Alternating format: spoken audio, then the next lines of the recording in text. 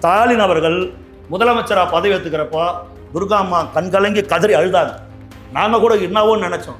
அப்புறம் தான் தெரியுது, ஐயோ இவர்கிட்ட மாட்டின்னு இந்த தமிழ்நாடு என்ன ஆக போதோன்னு அந்த அம்மா அழுதுருக்கிறாங்க. MK ஸ்டாலின், முத்துவேல் கருணாநிதி ஸ்டாலின் என்னும் நான். ஸ்டாலின் சொல்றார், திமுக தேர்தல் அறிக்கை தான் கதாநாயகன். இப்போது உங்களுக்கெல்லாம் ஈன மானம் சூடு சொரணம் எதுவுமே கிடையாதா? உங்களுக்கு வெக்கமே இல்லையா? தமிழ்நாட்டு மக்கள்னு அவ்வளவு கேவலமா அவ்வளவு ஒரு முட்டாளா நினைக்கிறீங்களா? தமிழ்நாட்டு மக்களை போன தேர்தல் அறிக்கையில் சொன்னீங்களா, அதை நிறைவேற்றுறீங்களா? துரைமுருகன் பையன் கேட்கிறார், ஒரு நாங்க தான் இலவச பஸ் விட்டோம். பஸ் யோகிதா தான் தெரியுது. இந்த பக்கம் வர பஸ் இந்த நடு சென்ட்ரல் மீடியா ஓடிச்சின்னு இந்த பக்கம் வந்து ரோட்ல போற காரை முட்டுது சார், முன்னாடி டயர் வச்சு உள்ளவே ஒழுகுது பஸ். இலவச பஸ் விட்டோன்னு சொல்றீங்க. இலவச பஸ் விட்டுட்டு அவங்கள ஓசின்னு கிண்டல் பண்றாரு பொன்முடி. எவ்வளவு ஒரு கேவலமா பெண்களை. இதை தாண்டி பெண்களுக்கு தமிழ்நாட்டில் நான் என்ன கேட்கறேன், வேற என்ன பாதுகாப்பு இருக்குது? பணி நேரத்தில் செய்யறேன்னு சொல்லிட்டு நீங்க வாக்குறுதி கொடுத்தீங்களே, சொன்னீங்களே, செஞ்சீங்களேன்னு செவிலியர் கேட்கறோம். கொற்ற பணியில போராடுறாங்க. கொரோனா காலத்தில் கஷ்டப்பட்டவங்க செவிலியர்கள் போராட்டம் பண்றாங்க. அவர்களை கைது செஞ்சு ஒரு மண்டபத்தில் தங்க வச்சு அவங்க அந்த இடத்த விட்டு போக மாட்டேங்கிறாங்கன்னு சொல்லிட்டு கழிவறையை சாத்தி வைக்கிறீங்க. பெண்கள் ஒரு இயற்கை உபாதியை கழிக்கிறதுக்கு எங்க போவாங்க? கழிவறையை போட்டு வைக்கிறீங்க. கொஞ்சம் கூட மனசாட்சி ஈவு இரக்கம் இல்லாத. அப்புறம் நீங்க வந்து பெண்களுக்கு நாங்க தான் பாதுகாப்பு. உங்க பெண்கள் பாதுகாப்பு என்னன்றத அண்ணா யூனிவர்சிட்டியிலே தெரிஞ்சு போச்சா சார்? தமிழ்நாடு பூரா தூய்மை பணியாளர் போராடுறான் சார். தூய்மை பணியாளர் கஷ்டப்படுறான். நாங்க அவங்களுக்கு காலையில் டிஃபன் கொடுக்குறோம், மத்தியானம் சாப்பாடு கொடுக்குறோம். ஏன்டா உங்ககிட்ட இதை யார் கேட்டது? சம வேலை சம ஊதியத்தை கேட்கறாங்க, பணி நிரந்தரம் கேட்கறாங்க. நான் நீ கொடுக்குற 2 இட்லியும் புழுத்து போன இட்லி, புழு நெளிகிற பொங்கல், பூசி போன சாம்பார் சோறு யாரும் கேட்கற. அதை நாங்க சுட சுட செஞ்சு எங்க குழந்தை குட்டிங்களோட சாப்பிட்டுக்குவோம். புரட்சி தலைவர் எம்ஜிஆருக்கு பிறகு மக்கள் ஏற்றுக்கொள்ள ஒரு மனிதனாக திரு விஜய் அவர்கள் பேரறிஞர் அண்ணா என்கிற ஒரு 3 எழுத்து 67 ஒரு புரட்சியை ஏற்படுத்தி, புரட்சி தலைவர் எம்ஜிஆர் என்கிற 3 எழுத்து 77 ஒரு புரட்சியை ஏற்படுத்தி, விஜய் என்கிற 3 எழுத்து 2026 ஒரு புரட்சியை ஏற்படுத்தி. இதுதான் இன்றைக்கு தலை நிலவரம். இதுதான் உண்மை. இவர் வராரு அவர் வராருலாம் இல்லை சார், தெளிவா சொல்றேன். விஜய் என்ற எக்ஸ்பிரஸ் புறப்படுது. அந்த வண்டி சென்னை சேஞ்சாரி கோட்டையில் போய் நிற்க போகுது. கோட்டை கொத்தளத்தில் கொடியேற்ற போகுது. ஏறுறவன் ஏறிக்கும், இல்லாதவன் தள்ளி போகும். அவ்வளோதான். வழியில் வந்து நின்று தேவையில்லாத அடிப்பட்டு செத்துட்டாங்க. எல்லாம் ஒத்து எக்ஸ்பிரஸ் புறப்பட போகுது. அந்த எக்ஸ்பிரஸ் கோட்டையில் தான். இதுதான் 2026 கால நிலவரம்.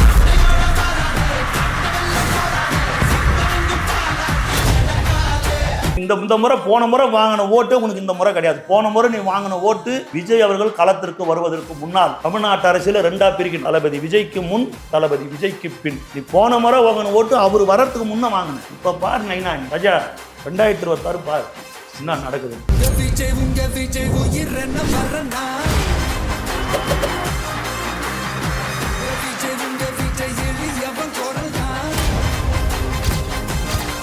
கண்ணாடி வாய்ஸ் நேயர்களுக்கு வணக்கம். இன்று நம்மோடு இருப்பவர் அரசியல் விமர்சகர் ஓட்டேரி ஜெயக்குமார் அவர்கள். வணக்கம் சார்.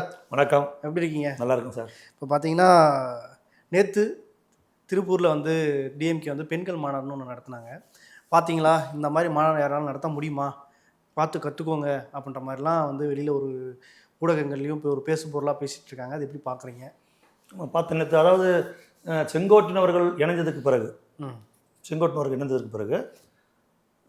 திரு தளபதி விஜய் அவர்கள் வந்து ஈரோடு பொதுக்கூட்டத்திற்கு பிறகு அந்த இவங்களுடைய திமுக வந்து கொங்கு மண்டலத்தை கவனம் வைக்கிறாங்க. கொங்கு மண்டலத்தில். ஏன்னா இவங்க கொங்கு மண்டலம் வந்து இப்போ திரு விஜய் அவர்களுடைய கோட்டையாக மாறும்ன்ற அளவுக்கு சூழ்நிலை இருக்குது. அப்போ கொங்கு மண்டலத்தை அவங்களுடைய கவனம் கொங்கு மண்டலத்தில் வைக்கிறாங்கன்றது புரியுது. இப்போ மகளிர் மாநாடு நடத்துகிறாங்க. மகளிர் மாநாட்டில் போய் பேசுகிறாங்க, கனிமொழி பேசுகிறாங்க. எங்களை மாதிரி மாநாடு நடத்த முடியும். முதல்ல உங்களை மாதிரி யாரும் இருக்கவே முடியாது. அது ரொம்ப பெரிய விஷயம், அது முக்கியமான விஷயம். இந்த மாதிரி இருக்க முடியாது, இந்த மாதிரி ஒரு குடும்ப ஆதிக்கம் இருக்க முடியாது. ஆனால் அந்த மகளிர் மாநாட்டுக்கு வந்தீங்க பெண்கள்னா, நான் என்ன கேட்குறேன்னா, அங்கே இருக்கிற பெண்கள் கேட்க வேண்டிய கேள்வி, அதோ பணம் கொடுத்து கூட்டு வந்திருப்பாங்க. ஒரு 500 ரூபாய் 1000 ரூபாய் கொடுத்து வண்டி வச்சு வாகனம் வச்சு அவங்களுக்கு எல்லாம் அந்த நொறுக்குத்தீனெல்லாம் அந்த பேக்கேஜே வந்து நேற்று ஃபோட்டோவில் கூட போட்டாங்க. அத்தனை ஐட்டம், கேக்கு, பருப்பி, தண்ணி பாட்டில், அது இதுன்னு போட்டு இவ்வளோத்தையும் போட்டு அவங்களுக்கு அதே கலரில் புடவை எடுத்து கொடுத்து, அதே கலரில் சுடிதார், கருப்பு சிவப்பில் சுடிதார் எடுத்து கொடுத்து இவ்வளவும் செஞ்சு அந்த கூட்டத்தை வச்சாங்க. சரிங்களா? இவ்வளோ கூட்டு பெண்களுக்கு நான் என்ன கேட்குறேன்னா, பெண்களுக்கு மாதம் 1000 ரூபாய் கொடுத்தது நாங்கள் தான். ஸ்டாலின் சொல்லியிருக்கிறார், நாங்கள் தான் 1000 ரூபாய் கொடுத்தோன்னு அந்த நிகழ்ச்சியில் பேசியிருக்கிறார். 1000 ரூபாய் எப்போ கொடுத்தீங்க? போன தேர்தலில் என்ன சொன்னீங்க? நாங்கள் ஆட்சிக்கு வந்தால் அனைத்து மகளிருக்கும் மாதந்தோறும் 1000 ரூபாய் தருவோம்னு சொன்னீங்க. சொல்லிட்டு 28 மாசமா கொடுக்கல. 28 மாசம்னா 28,000 போச்சு. 28,000 ரூபாய் போயிடுச்சு, கொடுக்கல. சேர வேண்டிய பணம் சேரல, 28,000 போயிடுச்சு. 28 மாசம் பொறுத்து தகுதியுள்ள பெண்களுக்கு மாதம் 1000 ரூபாய். நீங்க முதல்ல பெண்களுக்கு மாதம் 1000 ரூபாய் தேர்தல் அறிக்கையில் சொல்லிட்டு தகுதியுள்ள பெண்களுக்கு மாதம் 1000 ரூபாய் சொன்னீங்க. அப்புறம் தகுதியுள்ள பெண்கள் சொல்லிட்டு அதை ஒரு மாசம் 2 மாசம் கழிச்சு 30 மாசம் ஆயிடுச்சு, 30,000 ரூபாய் போயிடுச்சு. 30,000 ரூபாய் போச்சு. மொத்தமே வந்து ஒரு 60 மாசம் தான், அதுல 30,000 போயிடுச்சு. மீதி 30 மாசம் தகுதியுள்ள பெண்களுக்கு சில பேர் கொடுத்துட்டு இப்போ ஒரு 10-15 நாளைக்கு முன்ன அதுல விடுபட்ட ஒரு 27 லட்சம் பேருக்கு மீண்டும் கொடுக்கணும். 27 லட்சம் பேருக்கு, ஒருத்தர் 2 பேர் இல்ல, 27 லட்சம் பேருக்கு இப்ப தரோம்னு சொல்லிட்டு தேர்தலை காரணமா வச்சு அதை கொடுத்து அதுலயும் ஒரு 12 லட்சம் பேருக்கு கொடுக்காத விட்டுட்டு இருக்காங்க பொழுது. இன்னும் நிறைய பேருக்கு வந்து அந்த பணம் வந்து சேரல. அந்த 1000 ரூபாய், அந்த 1000 ரூபாய் கொடுத்தது மாத்திரமே அரசாங்கத்துடைய பணம், மக்களுடைய வரி பணம். அந்த 1000 ரூபாய் கொடுத்தது பக்கத்துல இருக்கிற பாண்டிச்சேரியில வந்து இப்போ நாங்கள் அதை 2500 ரூபாய் ஆக்க போறோம்னு சொல்றாங்க. பக்கத்துல இருக்கிற சந்திரபாபு நாயுடு வந்து 1500 ரூபாய் கொடுக்குறாரு மகளிர் உரிமை தொகை. இங்க வந்து 1200 ரூபாய் முதியோர் உதவி தொகை கொடுக்குறீங்க. பக்கத்துல இருக்கிற ஆந்திரால சந்திரபாபு நாயுடு 4000 ரூபாய் முதியோர் உதவி தொகை கொடுக்குறாரு. ஆனா அவங்கள கூட இவ்வளவு கேவலமா இவ்வளவு ஒரு கீழ்த்தரமான விமர்சிக்கல. நீங்க 1000 ரூபாய் கொடுத்துட்டு நீங்க என்ன அந்த பெண்கள் கேட்டிருக்கணும், கேட்கறாங்க, மனசுக்குள்ள கேட்கறாங்க. 1000 ரூபாய் கொடுத்துட்டு நான் நல்லா எல்லாரும் பவுடர்லாம் போட்டுனுக்கிறீங்க, நல்லா லிப்ஸ்டிக் எல்லாம் பூசினுக்கிறீங்க, ரொம்ப சந்தோஷமா இருக்கிறீங்க, 1000 ரூபாய் வந்துருச்சு போலக்குது. 1000 ரூபாய் கொடுக்கறதுக்கு முன்னாடி எங்க அக்கா தங்கச்சிங்க யாரும் பவுடரே போட்டது இல்லையா? யாரும் தலையே வாரினது இல்லையா? துரைமுருகன் பையன் கேட்கிறார், ஒரு நாங்க தான் இலவச பஸ் விட்டோம். பஸ் யோகிதா தான் தெரியுது. இந்த பக்கம் வர பஸ் இந்த நடு சென்டர் மீடியா ஓடிச்சு இந்த பக்கம் வந்து ரோட்ல போற காரை முட்டுதே சார், முன்னாடி டயர் வச்சு உள்ளவே ஒழுகுது பஸ். இலவச பஸ் விட்டோன்னு சொல்றீங்க. இலவச பஸ் விட்டுட்டு அவங்கள ஓசின்னு கிண்டல் பண்றாரு பொன்முடி. எவ்வளவு ஒரு கேவலமா பெண்களை. இதை தாண்டி பெண்களுக்கு தமிழ்நாட்டில் நான் என்ன கேட்கிறேன், வேற என்ன பாதுகாப்பு இருக்குது? செவிலியர்கள் போராடுறாங்க, பணி நேரத்தில் செய்யறேன்னு சொல்லிட்டு நீங்க வாக்குறுதி கொடுத்தீங்களே, சொன்னீங்களே, செஞ்சீங்களேன்னு செவிலியர் கேட்கறான். கொற்ற பணியில போராடுறாங்க. கொரோனா காலத்துல கஷ்டப்பட்டவங்க செவிலியர்கள் போராட்டம் பண்றாங்க. அவர்களை கைது செஞ்சு ஒரு மண்டபத்தில் தங்க வச்சு அவங்க அந்த இடத்த விட்டு போக மாட்டேங்கிறாங்கன்னு சொல்லிட்டு கழிவறையை சாத்தி வைக்கிறீங்க. பெண்கள் ஒரு இயற்கை உபாதியை கழிக்கிறதுக்கு எங்க போவாங்க? கழிவறையை பூட்டு போட்டு வைக்கிறீங்க. கொஞ்சம் கூட மனசாட்சி, ஈவு, இரக்கம் இல்லாத. அப்புறம் நீங்க வந்து பெண்களுக்கு நாங்க தான் பாதுகாப்பு. உங்க பெண்கள் பாதுகாப்பு என்னன்றத அண்ணா யூனிவர்சிட்டியிலே தெரிஞ்சு போச்சா சார்? அண்ணா யூனிவர்சிட்டியில தெரிஞ்சிச்சா? விஜய் என்ன கேட்கிறார், திரு தளபதி விஜய் சிஎம் சார்னாரு. முதல்ல சார்ன்றது ஒரு மரியாதைக்குரிய வார்த்தையா இருந்தது. எப்போ இந்த அண்ணா யூனிவர்சிட்டி மேட்ரு வந்ததோ, ஞானசேகரன் யார் அந்த சார் என்ற விவகாரம் வந்ததோ, இப்போ சார் என்ற வார்த்தை அவமானமாய் போச்சு. எப்படி ஒரு சிஎம் போய் சாருன்னு கூப்பிடுவார் இவரு? ஏண்டா சார்ன்ற ஒரு மரியாதைக்குரிய வார்த்தை தானே, அது ஒரு கௌரவமான வார்த்தை தானே. சிஎம் சார்னு எப்படி அவர் சொல்லிடுவார்? மாண்புமிகு முதலமைச்சர் சிஎம் சார்னு. இந்த ஞானசேகரனால அந்த ஞானசேகரன் குண்டாசு ரத்து பண்ணிட்டாங்க. எப்படி ரத்து பண்ணாங்க ஞானசேகரன் குண்டாசை? பெண்கள் பாதுகாப்பு அந்த லட்சணத்துல இருக்குது. நான் கேட்கிற கனிமொழி அவர்களே, நீங்க பெண்கள் மாநாடு நடத்துறீங்க, யாருமே நடத்தாத பெண்கள் மாநாடு. நான் கேட்கிற கனிமொழி அவர்களை பார்த்து கேட்கிறேன், நீங்க கலந்துக்கிற ஒரு பொதுக்கூட்டத்தில் பாதுகாப்புக்கு வந்த பெண் போலீஸுக்கு திமுக நிர்வாகிகள் பாலியல் தொல்லை கொடுத்தாங்கல்ல, என்ன நடவடிக்கை, என்ன பாதுகாப்பு இருக்குது பெண்கள்ல? அதை கேட்டதான் இது எல்லா கட்சியிலும் நடக்கிறது தானே. எல்லா கட்சியிலும் இதெல்லாம் நடக்குமா? கோயம்புத்தூர்ல வந்து ஒரு ஆண் நண்பர்களோட பேசிக்கொண்டு ஒரு பொண்ணை 4 பேர் கதற கற்பழிச்சான, பாலியல் வன்கொடுமை செஞ்சான. சரி, இதெல்லாம் கூட விடுங்க. போன தேர்தல் அந்த அம்மா என்ன சொன்னாங்க? தமிழ்நாட்டில் இளம் விதவைகள் அதிகமாக இருக்கிறாங்க, இந்தியாவிலே தமிழ்நாட்டில் தான் இளம் விதவைகள் அதிகமாக இருக்கிறாங்க, ஒயின் ஷாப் எல்லாம் மூடிடுவோம், நாங்கள் ஆட்சிக்கு வந்தால் டாஸ்மார்க்கே இருக்காது சொன்னீங்களே, செஞ்சீங்களா? இப்போ இளம் விதவைகளே வரலையா? இப்போ போன ஆட்சியில் வந்து பிராந்தி கொடுத்தாங்க, இப்போ நீங்கள் என்ன தீர்த்தம் கொடுக்குறீங்களா? இப்போ எல்லாம் தீர்த்தம் குடிச்சுன்னு இருக்கிறாங்களா? இப்போல்லாம் அதை குடிச்சு யாருக்கும் ஒன்றும் ஆகலையா? சம்பாதிக்கிற பணம் வீட்டுக்கே வரல. தமிழ்நாட்டு பெண்கள்லாம் கதறாங்க, குமர்றாங்க, கஷ்டப்படுறாங்கன்னு கனிமொழி தானே பேசுறாங்க. டாஸ்மாக் கடையெல்லாம் மூடிட்டீங்களா? எந்த முகத்தை வச்சு நீங்க வந்து வரீங்க? இப்போ ஸ்டாலின் சொல்றாரு, திமுக தேர்தல் அறிக்கை தான் கதாநாயகன். இப்போது உங்களுக்கு எல்லாம் ஈனம், மானம், சூடு, சொரணம் எதுவுமே கிடையாதா? உங்களுக்கு வெக்கமே இல்லையா? தமிழ்நாட்டு மக்கள் அவ்வளவு கேவலமா, அவ்வளவு ஒரு முட்டாளா நினைக்கிறீங்களா தமிழ்நாட்டு மக்களை? போன தேர்தல் அறிக்கையில் சொன்னீங்களா, அதை நிறைவேற்றுறீங்களா? போன தேர்தல் அறிக்கையில் என்ன சொன்னீங்க? உதயநிதி என்ன சொன்னார்? நீட்டை ஒழிக்கிற ரகசியம் எங்களுக்கு தெரியும் சார். என்ன சார் எப்போ பார்த்தா நீட்டு தாங்க ஜீவாதார பிரச்சனை. நீட்டை சொல்லி தான் போன முறை இவங்க தேர்தலை பார்த்தாங்க. நீட்டை சொல்லி தான் இவர் கேட்டாங்க, ஓட்டை கேட்டாங்க. அனிதாவினுடைய மரணத்தை சொல்லி தான் இவங்க வாக்கு கேட்டாங்க. அந்த அனிதாவினுடைய மரணம், அந்த அனிதாவுடைய ஆன்மா இவங்களை மன்னிக்குமா? நீட்டை ஒழிக்கிற ராஜதந்திரம் எங்க கிட்ட தெரியும் சொன்னீங்களா, ரகசியம் தெரியும். நீங்களே நீட்டை ஒழிச்சிட்டீங்களா? நீட்டு ஒழித்து விட்டுதா? சொல்லுங்க, நீட்டு ஒழிஞ்சிடுச்சா? அப்ப யாரை ஏமாத்துறீங்க? மாதம் மின்கட்டணம் எடுப்புன்னு சொன்னீங்களா, எடுத்தீங்களா? மின்கட்டணம் ஏத்திருக்கிறீங்க. மின்கட்டணம் இன்றைக்கு உயர்ந்திருக்கிறது. கேஸுக்கு 100 ரூபாய் மானியம் தரேன்னு சொன்னீங்களா, கொடுத்தீங்களா? பெட்ரோல் 5 ரூபாய் குறைப்போம், டீசல் 4 ரூபாய் குறைப்போம், நீங்களே செஞ்சிட்டீங்களா? விவசாய கடனெல்லாம் தள்ளுபடி பண்ணுவோம், நீங்களே பண்ணிட்டீங்களா? கல்வி கடனை தள்ளுபடி பண்ணுவோம், நீங்களே பண்ணிட்டீங்களா? அரசு ஊழியர்கள் எல்லாம் வந்து பழைய ஓய்வூதிய திட்டத்தை கொண்டு வருவோம்னு சொன்னீங்களே, செஞ்சிட்டீங்களா? செவிலியர்களுக்கு பணி நிரந்தரம் கொடுத்துட்டீங்களா? இடைநிலை ஆசிரியர்கள் சம வேலை வாய்ப்பு சம ஊதியம் போராடுறாங்க. இடைநிலை ஆசிரியர் இன்னைக்கு கூட போராடி இருக்கிறாங்க. அதெல்லாம் செஞ்சு முடிச்சிட்டீங்களா? தமிழ்நாடு பூரா தூய்மை பணியாளர் போராடுறான் சார். தூய்மை பணியாளர் கஷ்டப்படுறான். நாங்கள் அவங்களுக்கு காலையில் டிஃபன் கொடுக்குறோம், மத்தியானம் சாப்பாடு கொடுக்குறோம். ஏன்டா உங்ககிட்ட இதை யார் கேட்டது? சம வேலை சம ஊதியத்தை கேட்குறாங்க, பணி நிரந்தரம் கேட்குறாங்க. நான் நீ கொடுக்குற 2 இட்லியும் புழுத்து போன இட்லி, புழு நெளிகிற பொங்கல், ஊசி போன சாம்பார் சோறு யாரும் கேட்கல. அதை நாங்கள் சுட சுட செஞ்சு எங்கள் குழந்தை குட்டிங்களோட சாப்பிட்டுக்குவோம். நாங்கள் இங்கே நீ கொடுக்குறத குப்பலாரில் கொண்டு வர, குப்பலாரில் எடுத்து ஒரு இடத்துல இறக்குறாங்க. சாப்பிட்டுக்கிறாங்க சார், தூய்மை பண்ண சாப்பிட்டு குடும்ப குட்டி எப்படி சார் சொல்ல, குழந்தை எப்படி சார் சொல்றாங்க? சார் இந்தியாவிலேயே சிறந்த ஆட்சி நாங்கள் செய்யறோம்ன்றாங்களா சார்? இந்தியாவிலேயே நாசக்கார ஆட்சி தமிழ்நாட்டில் தான் நடக்குது. இந்தியாவிலேயே அதிகமாக கடன் வாங்கி இருக்கிற மாநிலமா தமிழ்நாடு தான் சார் இருக்குது. ஸ்டாலின் அவர்கள் முதலமைச்சராக பதவி ஏற்றுக்கிறப்போ துர்காம்மா கண்கலங்கி கதறி அழுதாங்க. நாங்கள் கூட என்னவோன்னு நினைச்சோம். அப்புறம் தான் தெரியுது, ஐயோ இவர்கிட்ட மாட்டின்னு இந்த தமிழ்நாடு என்ன ஆக போதோன்னு அந்த அம்மா அழுதுருக்கிறாங்க. அந்த அம்மா அழுதுருக்கிறாங்க. புரியுதுங்களா? 4.5 லட்சம் கோடி, 4,65,000 கோடி கடன். எப்போ ஸ்டாலின் அவர்கள் நான் முத்துவேல் கருணாநிதி ஸ்டாலின் அப்படின்னு சொல்லும்போது 4,65,000 கோடி தான் கடன் தமிழ்நாட்டுக்கு. எப்போ? 1952 இருந்து 62, 72, 82, 92, 2002, 2012, 2022, கிட்டத்தட்ட 70 ஆண்டுகள், 69 ஆண்டுகள் வாங்கியிருக்கிற கடன் 4,68,000 கோடி. இவ்வளவுதான் கடன். கிட்டத்தட்ட 4.5 லட்சம் 4,45 லட்சம் கோடி கடன் தான் வாங்கியிருக்கிறாங்க. யாரு? பெருந்தலைவர் காமராஜர், கலைஞர் கருணாநிதி, புரட்சித் தலைவர் எம்ஜிஆர், புரட்சித் தலைவர் அம்மா, எடப்பாடி பழனிசாமி, ஓபிஎஸ் எல்லாரும் சேர்ந்து மொத்தமா வாங்கின கடன். இந்த புண்ணியம் வாங்கிட்ட அந்த நாட்டை கொடுத்து இந்த 4.25 வருஷத்துல இவர் வாங்கின கடன் மட்டும் எவ்வளவு தெரியுமா? 5 லட்சம் கோடி. இத்தனை 70 வருஷமா வாங்கின கடனை விட இந்த 5 வருஷத்துல அதிகமான கடன் வாங்கி வச்சுட்டு இந்தியாவிலேயே சிறந்த மாநிலம் சொல்றீங்க. உத்தரப்பிரதேசத்துல ஒரு 10 வருஷத்துக்கு முன்ன தமிழ்நாட்டை விட 2-3 மடங்கு கடன் அதிகமாக இருந்த உத்தரப்பிரதேசத்தை விட அவனுடைய மக்கள் தொகை 28-30 கோடி, நம்மளுடைய மக்கள் தொகை 8 கோடி, நம்மளை விட 3 மடங்கு பெரியவன். அவனை விட அதிகமாக கடன் வாங்கி வச்சிருக்கிறோம். சரி, கடன் வாங்கி என்ன பண்ணோம்? என்ன செஞ்சோம்? தொழிற்சாலைகள் திறக்கப்பட்டதா? படித்த இளைஞர்களுக்கு வேலை வாய்ப்பு இருக்குதா? தரமான சாலைகள் இருக்குதா?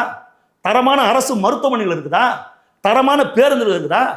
7ஆம் வகுப்பு படிக்கிற குழந்தை சாப்பிட்றதுக்கு உட்காடுறான் சார், அவன் கனவுளோட கண்டிருக்க மாட்டான் சார். அந்த பள்ளிக்கூட செவுறு இடிஞ்சு அந்த குழந்தை தலைமையில விழுந்து அந்த குழந்தை நசுக்கி சாவுது. வயிறு எரியுது சார், வயிறு எரியுது பார்க்கும்போது. பள்ளிக்கூடம் போன குழந்தை. இந்த வேதனை எப்போ சார் தீரும்? இந்த நிலைமை எப்போ மாறும்? இவ்வளோ கடன் வாங்கி என்ன செஞ்சீங்க? இன்னமும் மரத்தடி கீழே உட்காந்து குழந்தைங்க படிக்குது. நல்ல தரமான பள்ளிக்கூடங்கள் இருக்குதா? என்ன வசதி நீங்கள் செஞ்சு கொடுத்துருக்கிறீங்க தமிழ்நாட்டுக்கு? ஒவ்வொரு மழையிலையும் கஷ்டப்பட வேண்டியதுதான். ஒவ்வொரு மழையிலும் சென்னை மெதுங்கும். ஒவ்வொரு மழையிலும் சோப்பா கப்பா எல்லாத்தையும் தூக்கி பரணமலை ஏற்றிக்க வேண்டியதுதான். ஒவ்வொரு மழையிலும் நாங்கள் பயந்து பண்ணீங்க 4,000 கோடி 5,000 கோடி 10,000 கோடின்னு சுகவாசி மாதிரி வாழ்ந்து இருக்க வேண்டியதுதான். இந்த ரோம் நகரம் பற்றி எரிந்த போது எதை பற்றியும் கவலைப்படாமல் நீரோ மன்னன் பிட்டில் வாசின்னு தான் சொல்லுவாங்க. அந்த மாதிரி தமிழ்நாடே பற்றி எழுந்து கொண்டிருக்கிறது. எதை பற்றியும் கவலைப்படாத அப்படியே சுகவாசி மாதிரி விழா எடுத்து கொண்டிருக்கிறார் ஸ்டாலின். இந்த நிலைமை 2026 மாறும், நிச்சயமா மாறும். மாறாமல் இருக்காது. மக்கள் எல்லாத்தையும் பார்த்துக்கிட்டா இருக்கிறாங்க. திமுக அதிமுக மாறி மாறி இவங்க ஆண்டது போதும், இவர்கள் ஆட்சியில் மக்கள் மாண்டது போதும்னு மக்கள் பார்த்து கொண்டு தான் இருக்கிறாங்க. அந்த தீர்வு என்பது, அந்த மாற்றம் என்பது தளபதி விஜய் அவர்கள் தலைமையில் அமையும் அப்படிங்கிறத மக்கள் எதிர்பார்த்துக்கிறாங்க. இப்படி ஒரு பக்கம் இருக்கல, மலேசியாவில் ஆடியோ லஞ்ச் நடந்துச்சு. அந்த ஆடியோ லஞ்ச் சமூகத்தில் எந்த மாதிரியான பிரதிபலிப்பு ஏற்படுத்திருக்குன்னு நினைக்கிறீங்க? அது ஒரு சினிமா நிகழ்ச்சி சார். அது ஒரு சினிமா நிகழ்ச்சிக்காக போறாரு. அங்கேயே பாருங்க, மலேசியா கவர்மெண்ட்டே அந்த மஞ்சள் சிகப்பு சம்மந்தப்பட்ட எதுவுமே இருக்கக்கூடாது. பெண்கள் கூட முகத்தில் மஞ்சள் பூசக்கூடாது, நெத்தியில் சிகப்பு போட்டு வைக்கக்கூடாது. அதை திமுக காரன் கூட இப்போ மஞ்சள் பூசுற பெண்களை பார்த்தா அவனுக்கு பயமாகுது. ஏமா நீ நம்ம முகத்தில் மஞ்சள் பூசிக்கின்னு சிகப்பு பொட்டெல்லாம் வச்சுன்னு வர, இதை பார்த்தா எனக்கு தாவேக்கா கொடி மாதிரி இருக்குது, மங்களகரமா இருக்குதே. உங்களுக்கு தான் மங்களகரமா பிடிக்காத. அந்த மாதிரி அங்கே அவ்வளவு இருந்தாலும் எவ்வளோ லட்சக்கணக்கான மக்கள் அங்கே திரண்டா. மலேசியாவே ஆடி போச்சு சார்.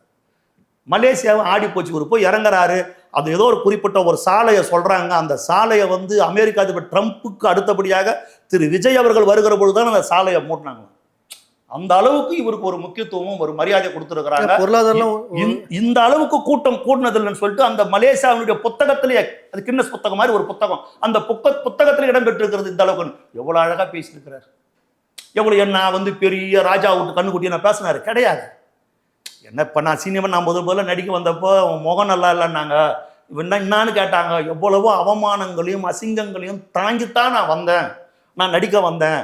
ஒரு கடற்கரை, பெரிய கடல், சினிமா உலகம் என்பது மிகப்பெரிய கடல். அந்த கடற்கரை ஓரமா ஒரு மணல் வீடு கட்டலான்னு ஆசைப்பட்டு தான் வந்தேன். ஆனால் எனக்கு நீங்கள் மாளிகையை கட்டி கொடுத்துட்டீங்க. உங்களுக்கு ஏதாவது செய்யணும். 33 வருஷமா என்னை தூக்கி தாங்கி பிடிச்சிங்களே, அடுத்த 33 வருஷம் உங்களுக்காக நான் பாடுபடணும், கஷ்டப்படணும்னு சொல்லிட்டு ஒரு மனிதன் வருகிறார்.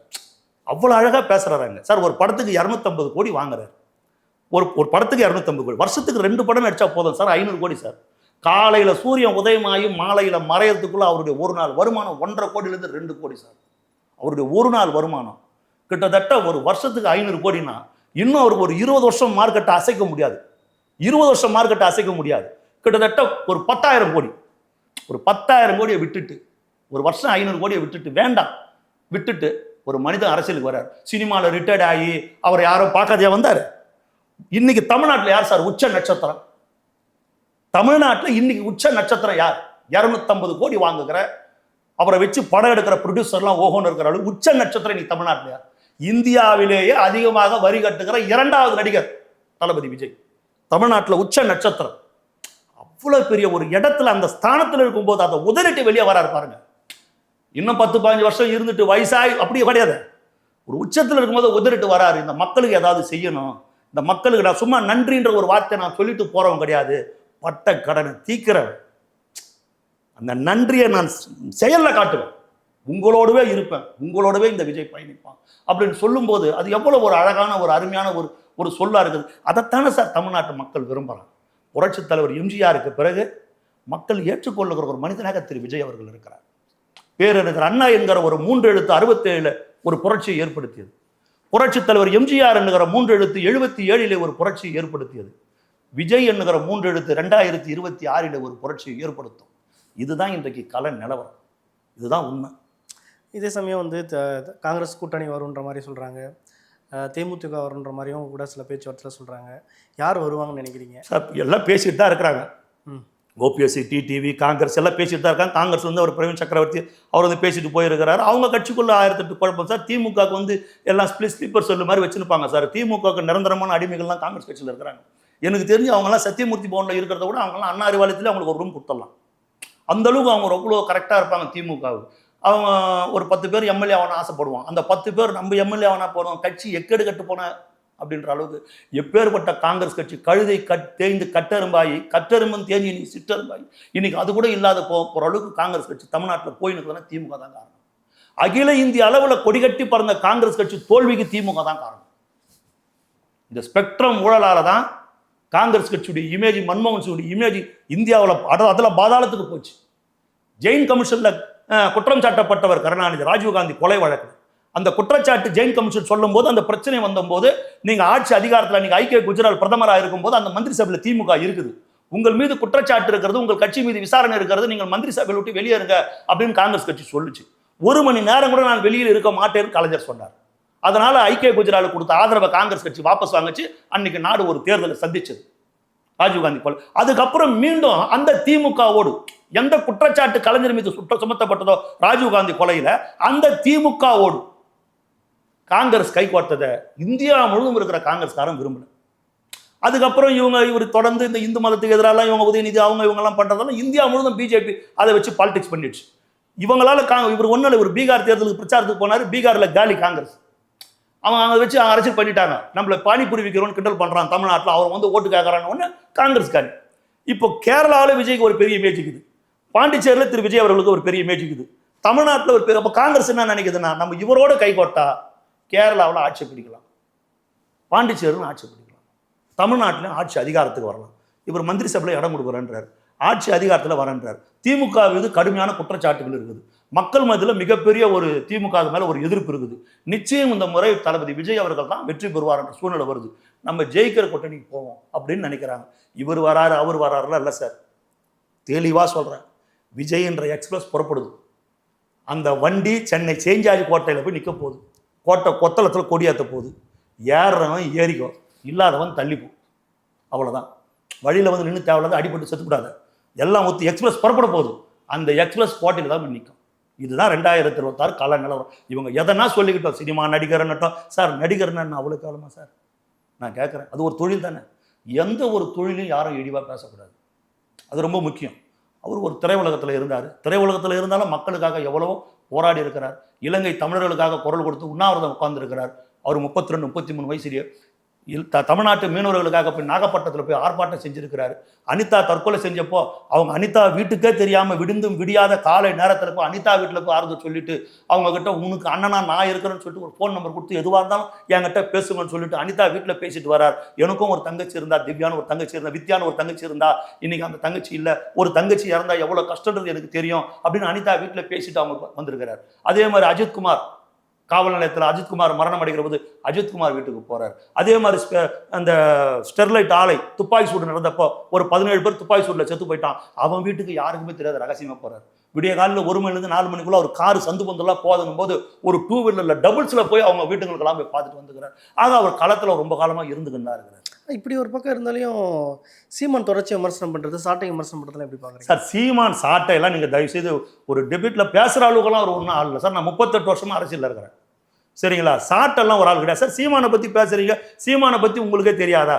புரியுதுங்களா? தந்தை பெரியாரை போல ஒரு பகுத்தறிவாதி, தந்தை பெரியாரை போல ஒரு சமூக சீர்திருத்தவாதி யாரும் கிடையாது. நான் தான் பெரியாருக்கு ஒரிஜினல் பேரன். ஐவிக சுலகம் பேரன் சொல்லுவான், அவங்க ஒரிஜினல் பேரன் கிடையாது. நான் தான் அவருடைய கொள்கை பேரன் சொன்னவர். அப்புறம் பெரியாரே ஒன்றும் இல்லைன்னு சொன்னவர், சரிங்களா?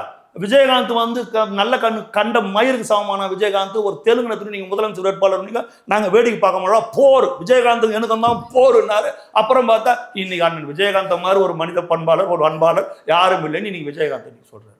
புரியுங்களா? அவர் வரும்போது என்ன சொன்னாரு? இலங்கை இன பௌத்தவாதத்துக்கும் சிங்கள பௌத்தவாதத்திற்கும் துணை போன ஆதிக்க காங்கிரசுக்கும் திமுகவுக்கும் எதிராக போருன்னாரு. கடைசியில் போரை வந்து அப்படியே திருப்பி விஜயகாந்த் எனக்கு தான் போருன்றார். புரியுதுங்களா? அவர் என்னைக்கு போய் ஸ்டாலினை பார்த்துட்டு வந்தாரோ, இப்போ போய் 2-3 வாரத்துக்கு முன்னே பார்த்துட்டு வந்தார். பார்த்துட்டு ஸ்டாலின் கிட்ட ஒரு பெரிய தொகையை வாங்கி வந்துட்டார். அவருக்கு கொடுத்துருக்கிற வேலை என்ன? தம்பி நீ வேற ஒன்றும் பண்ணாத, உன் வேலை விஜயை என்னால திட்டத்தான், வேற ஒன்றும் பண்ணாத. நீ விஜயை திட்டி வீடியோ பேச பேச பேச பேச நீ மேடையா அவரை திட்ட இன்னைக்கு இன்னும் வர இதுதான் மொத்தம் நினைக்காத. இது இன்ஷியல் அமௌண்ட் தான் உனக்கு கொடுத்துருக்குறோம், இன்னும் வந்துன்னே இருக்கணும். அதில் கொஞ்சம் அவர் எடுத்து நீ சொல்றீங்களா யாரோ பேரெல்லாம் அந்த தம்பிகள்லாம் கொஞ்சம் கொஞ்சம் போட்டால் போதும். மற்றபடி இவரெல்லாம் என்ன சார்? சீமான் நாம் தமிழர்ன்ற ஒரு கட்சியை வச்சுக்கின்னு நீ ஒரு தேர்தலையாவது ஒரு கவுன்சிலர் ஜெயிச்சிருக்கிறியா? இவர் அரசியல் கட்சி ஆரம்பிக்கிறது முன்னாடி இவங்க ஆளுங்களாம் அந்த மக்கள் மன்றம் பேர் இதை வச்சுக்கிட்டு ரசிகர் மன்றமாக இருக்கும்போது அந்த மக்கள் இயக்கமாக இருக்கும்போதே அவங்க வந்து பல இடத்துல கவுன்சிலர்லாம் ஜெயிச்சிருக்கிறாங்க. இவருடைய போட்டோ காட்டியே ஓட்டு வாங்கி ஜெயிச்சுட்டு வந்திருக்கிறாங்க. ஒரு கவுன்சில் கூட வரல, மக்கள் ஒன்று அங்கீகரிக்கவே இல்லை. நீ ஒரு எம்எல்ஏ கூட வரல. சொல்லு, இந்த முறை போன முறை வாங்கின ஓட்டு உனக்கு இந்த முறை கிடையாது. போன முறை நீ வாங்கின ஓட்டு விஜய் அவர்கள் களத்திற்கு வருவதற்கு முன்னால் தமிழ்நாட்டு அரசியல 2ஆ பிரிக்கணும். தளபதி விஜய்க்கு முன், தளபதி விஜய்க்கு பின். நீ போன முறை வாங்கின ஓட்டு அவர் வர்றதுக்கு முன்னே வாங்கின. இப்போ பாரு நைனா, நீ ராஜா 2026 பாரு என்ன நடக்குதுன்னு. சரி சார், நிறைய விஷயத்த வந்து உங்கள் புதிய கோணத்தில் சொன்னீங்க. மற்றொரு பதிவு சந்திப்போம். நன்றி, வணக்கம். நன்றி தம்பி.